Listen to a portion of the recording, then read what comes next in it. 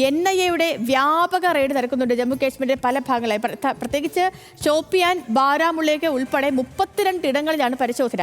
Lashkar E Taiba, അതുപോലെ ഹിസ്ബുൾ മുജാഹിദ്ദീൻ ബന്ധമുള്ളവരുടെ വീടുകളിലും സ്ഥാപനങ്ങളിലും ഒക്കെ NIA റെയ്ഡ് നടത്തുകയാണ്. നമുക്ക് ശരത് ലാലിനോട് ചോദിക്കാൻ വിശദമായ വിവരങ്ങൾ. Sarath Lal, good morning. ഈ പെഹൽഗാം ഭീകരാക്രമണത്തിനൊക്കെ പിന്നാലെ തന്നെ NIA തുടങ്ങിയതാണ് വിശദമായ റെയ്ഡ് ജമ്മു കാശ്മീരിൽ പലയിടത്തും. ഇന്നത്തെ റെയ്ഡ് എവിടങ്ങളിലൊക്കെയാണ്? ഈ റെയ്ഡുകളിൽ എന്തെങ്കിലുമൊക്കെ പിടിച്ചെടുത്തിട്ടുണ്ടോ? എന്താണ് ഏറ്റവും പുതിയ അപ്ഡേറ്റ്? Good morning Sethulakshmi. കാശ്മീരിലെ സൗത്ത് കാശ്മീരിലെ പുലാമ, കുൽഗാം, ഷോപ്പിയാൻ, ബാരമുള്ള, കുപ്വാര എന്നീ ജില്ലകളിലുള്ള 32 സ്ഥലങ്ങളിലാണ് വസതികളും സ്ഥാപനങ്ങളും ഇപ്പോൾ റെയ്ഡ് നടക്കുന്നത്.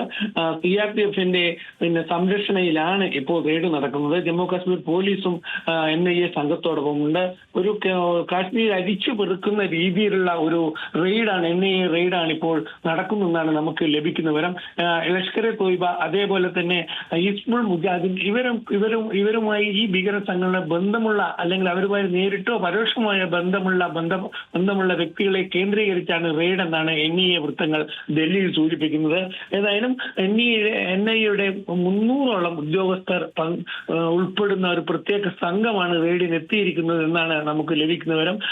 അതേപോലെ തന്നെ ഈ റെയ്ഡിനൊക്കെ കനത്ത സുരക്ഷയും ഏർപ്പാടാക്കിയിട്ടുണ്ട്. ശ്രീലക്ഷ്മി.